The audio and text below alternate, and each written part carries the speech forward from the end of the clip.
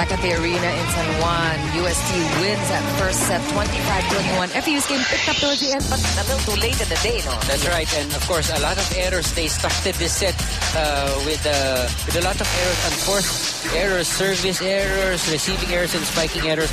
UST was so comfortable with a 4 to 5 point lead, almost extending it to that final stage or final part of that first set. Tama ka, FEU tried to close it down, but too late na. In fact, sabi nga ni Coach George Pasqua, we're not going to our money players, no, like Molate and Arcaide, and we're just letting UST continue how they play that system. It's a well-oiled machine that they have already, right? And so tuloy-tuloy na lang yan, and we're not doing anything to change that. 13 attacks for FEU, 11 from UST, and the blocking department, UST again dominating this stat fort, none for FEU, and of course unforced error 7 and 6. So again, it's that tall front line of UST, that strong blocking. How many solid blocks have we seen? Did we see in that first set from UST? So that's a stat, or that's a testament. FEU is not variating their play. So predictable. Alam na alam ng blockers sa UST kung kanino nadadala. The Ocampo just allowing the UST blockers to score easily because they're giving them much of a challenge. Of course, the FEU, the big guns, Mr. Montinola is here. Right, Mr. Montinola, of course, ever so supportive of the volleyball teams of FEU. The men's division, lagi natin siya nakikita dito.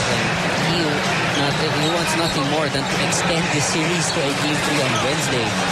FEU needs to improve not only in their blocking, like what we said, their offense, but more importantly, yung reception nila. They had a lot of receiving errors, probably 4 or 5 in that first set that cost them actually that first set. Sayang.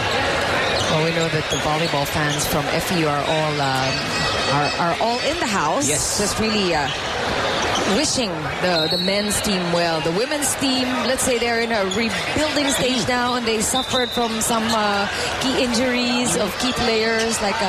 And although we have to congratulate, I hope I'm not ruining it for anybody, but Cherry May Vivas did win the MVP honors for season 72, and that's a really, really big honor for FEU. Almost telling me to stop talking about somebody else. Okay, let's talk about JP Torres. Grabe, single block coverage on JP Torres. It's never gonna work right now. And yun ang baon. We're trying to explain kung ano yung baon kanina. Yun. Yun, meron siyang karapatan mag-baon kasi walang blocker. Walang blocker. Jessica Mendoza's report from UST Bench.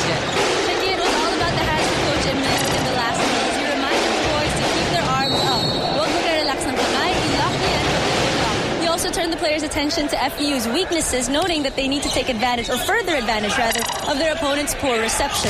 Pag nag-misreceive sila, kailangan nakaposisyon na ang blockers natin in case they can still make something out of such an error. Coach added he needed the boys' presence in mind at all times because, as he put it, mahalaga ang bawat point sa akin. Chikian? Great point there that there is more opportunity for good blocks or to score off of blocks if the reception from the other side is not as efficient because they likely won't run the smartest play that they can think of. And of course, that was brought up.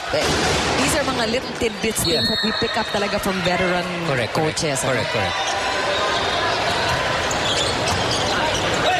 UST with a 2-point lead early in the second set.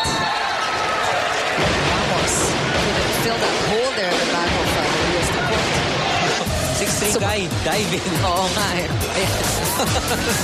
Medyo mahirap gawin. Walang tubig.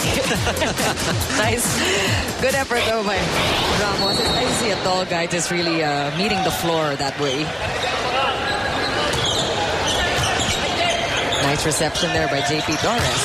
Oh, for once, stare down. Coming from Nestor Molate there. That is what FEU needs, show some guts right there in the net against a JP Torres. And they really need to psych themselves up with that one. Grand Slam block brought to you by Shaky, serving the world's greatest pizza for 35 years. Combination attack. Tacanya just tipping it over. The Ocampo. Back set. Oh, great one. Cut shot. But Beliran finding a hole in the middle. That's right. Arby Lano gets called for a net violation. Also? Yep. There. But FEU only scores 1 point for that. Even if there's a net violation and a kill there. Oh, away sa opportunity. Yeah. Lumamang ng FEU. Binigay uli. That was a freebie right there. And now it's even Steven at 4 apiece. Sayang yun. Regalo eh. Yun yung sinasabi mo, Ian, no? They can't seem to stack up the points. That's right. Pasulpot-sulpot pa isa-isa. Let's see if they can score this time. Off the block is good enough for Mr. Molate once again. Getting in whenever he's in the front line. Wow. Just the power that hit. I think it's just a matter of Del Campo giving a healthy amount of respect to the blockers of UST and recognizing that you really have to challenge them. This time, Picanya from the back. Nice angle on that attack. Henry Picanya, isa pa another deadly weapon for UST. Flat. He's 6 feet tall. This guy can dunk the ball straight with 2 hands. Vertical leap. Depante now. Still off the block. Everybody contributing for UST at this point. Salvador Depante. Open hitter for UST with that point there.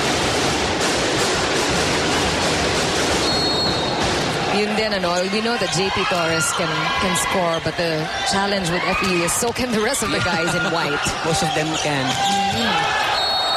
Good hit from Labrador. Dolores, the libero, not in perfect position. One more time. Look at that. And Jiki, we were saying in the first set that FEU had a lot of reception errors. What they do here in the second set, they do that exchange of libero. And now they have the Rosario Rodrigo as their libero. And that's it. Yes, and that's it. And they replaced their libero in the first set. So meaning he's going to be it for the rest of the match. All right, we're looking at one of the players of UST down. There was a little bit of a collision that happened there. We just saw it, the slow-mo. That's right. I think it's not anything serious. I think his shin, Depante's shin hit one of the players as they were diving down. And he's been carried scrambling for the ball. And let's hope it's the knee actually of... and also the landing. See how he landed on the knee also. And Shawson coming in. We'll get a report later. On Depante, looking at him at the bench, he seems to be in a lot of pain. We hope it's just an initial pain that will subside a little later on. We'll give you a report on that when we can, when we get the information. And so far, it's still a 1-point lead for UST and a 1-set lead against FEU, who are playing for their lives here. They already gave up the first game in this best-of-3 series in the finals of the men's volleyball season 72. Scoring via a running attack from the back. And again, they get the 8 points first with a 2-point lead against FEU. We'll be back.